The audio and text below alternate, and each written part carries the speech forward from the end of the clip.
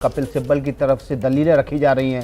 Supreme court में शिंदे गुट से अलग हुए विधायकों के खिलाफ कपिल सिब्बल अपनी दलीलें रख रहे हैं। वो कह रहे हैं कि जो कानून संशोधन हुआ 2003 में दल विरोधी कानून, उसमें साफ लिखा गया है कि अलग हुए विधायकों को या तो किसी पार्टी में मर्ज हो जाना चाहिए या उन्हें अलग पार्टी बना लेनी चाहिए। वो मूल शिवसेना या मूल पार्टी होने का दावा नहीं कर सकते। कपिल सिब्बल ने यह भी कहा कि इस तरह से अगर बढ़ावा दिया गया तो विधायक अलग होकर सरकारें गिराते रहेंगे और नई सरकारें बनाकर सत्ता का लाभ लेते रहेंगे, सत्ता का सुख भोगते रहेंगे।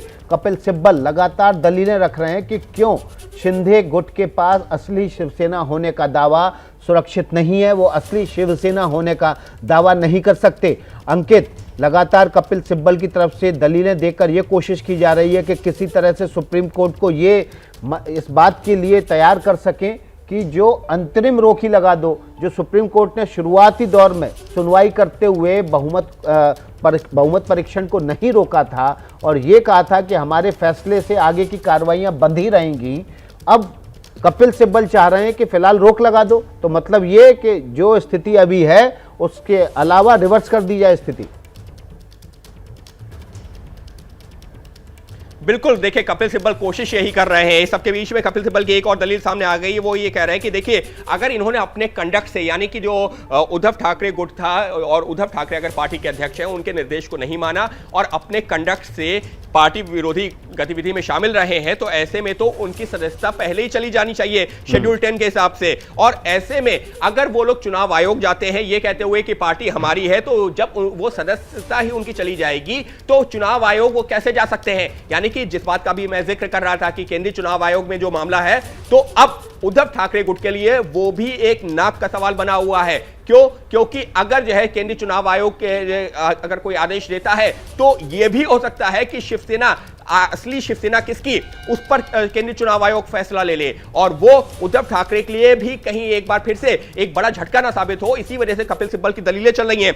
इस सबके बीच में कपिल सिब्बल की एक और महत्वपूर्ण दलील, उनका तो यह भी कहना है कि अगर ये लोग पार्टी से जो है पार्टी विरोधी गतिविधि में शामिल थे और उन्होंने जो पार्टी अपनी जो हरकतों से, यानी कि अपने एक्शन से उन्होंने जो छोड़ दी है, पार्टी की मेंबरशिप छोड़ दी है, तो ऐसे में तो जो स्पीकर का चुनाव हुआ, यानी कि राहुल नार्वेकर का जो चुनाव हुआ, जो मुख्यमंत्री का चुनाव हुआ और जो एक तरीके से सदन की कार्रवाई बुलाई गई, वो ही असंवैधानिक हो जाती है। ये लीजिए विकास, यहां पर कपिल सिब्बल ये बताने लगे हैं कि अगर ये जो विधायक हैं ये जो है दल विरोधी गतिविधि में शामिल थे और इनकी सदस्यता पर ही सवाल है, तो फिर तो जो नई सरकार बनी है ना वही असंवैधानिक है। कपिल सिब्बल की बहुत महत्वपूर्ण दलील, वो कोर्ट को यह बताने की कोशिश कर रहे हैं कि मौजूदा सरकार एक तरीके से असंवैधानिक है क्योंकि जिन विधायकों ने समर्थन देकर के ये सरकार बनाई है वो उनका जो वो अपने पद पे रह ही नहीं सकते। तो कपिल सिब्बल एक बार फिर से उसी पॉइंट पर आते हुए कि जिन लोगों का समर्थन लेकर के एकनाथ शिंदे ने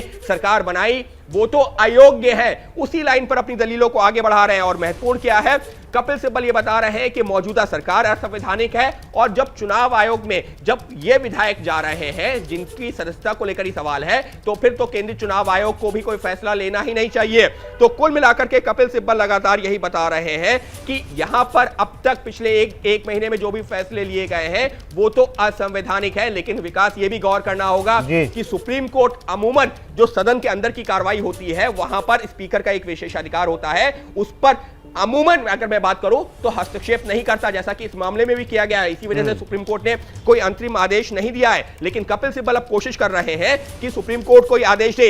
एक अपडेट आ गया है, अपडेट ये आया है कि अब कपिल सिब्बल के अलावा अभिषेक मनु सिंघवी भी दलीलें पेश करने लगे हैं, वो भी उद्धव गुट की तरफ से। उनका यह कहना है साफ तौर पर कि अगर ये गुट किसी के साथ मर्ज हो गया होता, यानी कि किसी के साथ शामिल हो गया होता, तो फिर एक बार ये केस नहीं बनता था। लेकिन यहां पर ये लोग किसी के साथ में शामिल नहीं हुए हैं, लिहाजा शेड्यूल 10 का जिक्र कर रहे हैं अभिषेक मनु सिंघवी भी और यही बता रहे हैं कि इस वजह से इनके खिलाफ कार्रवाई बनती है।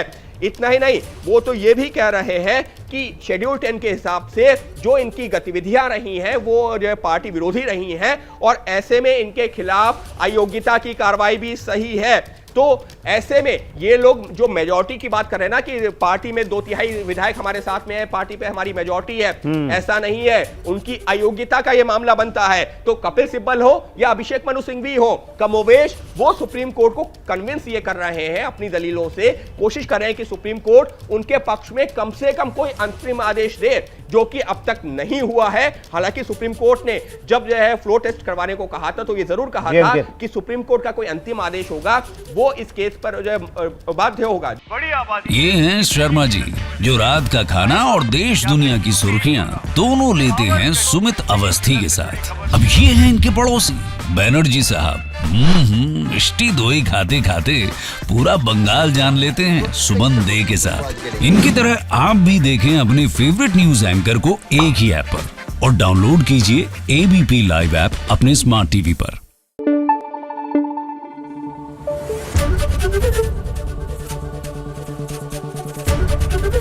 एबीपी न्यूज आपको रखे आगे।